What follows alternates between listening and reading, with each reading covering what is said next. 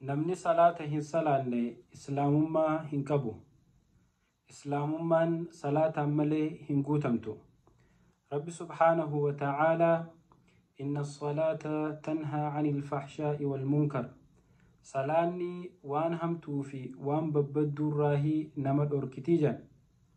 akkasuma rasuulli rabbii sallallahu alayhi wa sallam al-'ahdu alladhii baynanaa wa baynahum as-salaat jan. garaagarummaan kufrii fi islaamummaa jidduu daangaan guddoon jiru salaata. namni salaata dhabuudhaanii islaamummaa dhabaa jechuu.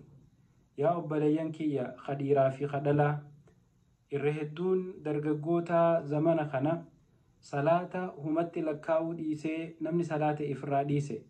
bakka jirtanii salaata jabeessa. namni milkaa'uu barbaadu, namni araarama barbaadu, namni guyyaa qiyaamaa rabbi dura dhaabbatee milkaa'uu barbaadu salaata kee harka mirgaatiin qabii jabeeffadhu. sa'aa guyyaa tokko keessa jirtu 24 kana keessa salaata shan rabbi subhaanahu wa ta'aalaa dirqama nurra godhe. salaanni tokko waan daqiiqaa 10 hin dabarre jechuu obboleeyyan kiyya. salaata shananiif sa'aa 24 keessa daqiiqaa 50 waan sa'aa takka hin guunne rabbii guyyatti nurraa barbaadaa jechuu obboleessa kiyya obboleeytii tiyya. salaata shanan kana dhabuun hongoyta, salaata shanan kana qabaachuun ammaas milkoyta. رسول ربي صلى الله عليه وسلم أول ما يحاسب العبد عنه يوم القيامة الصلاة جان.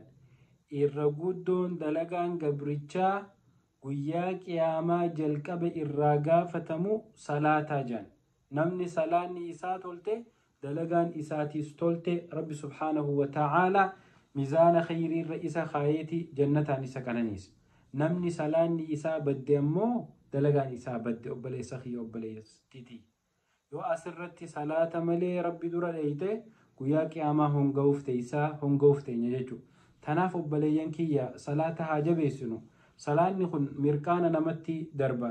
salaanni kun iimaana namaa ida. akkasuma yeroo salaannu masgiidatti deddeebinee salaatu, akkasumatti salaataa fi salaata jidduu quraana qara'u, wantoota akkanaa kana jabeessuu qabna. salaataani milkooyna, salaata dhabuudhaan hongoynaa jechuudha. obboleeyyan kiyya yaa shayxaanni salaata kana akka gaaraatti ulfeesse salaata ifittiin ulfeessini shayxaana injifadhu, shayxaana jalaa didi, achi deemi shanan salaataa kee guyyatti salaati. atis obboleeytiiti, atis obboleessa kee. rabbi subhaanahu wa ta'aalaa warra salaanni itti jabaate hunda haa laaffisu. salaata keenya rabbiin nurraa haa qeebalu. warra salaanni isaaniitiin milkaa'ee جنة كان ربنا هاقولوا. السلام عليكم.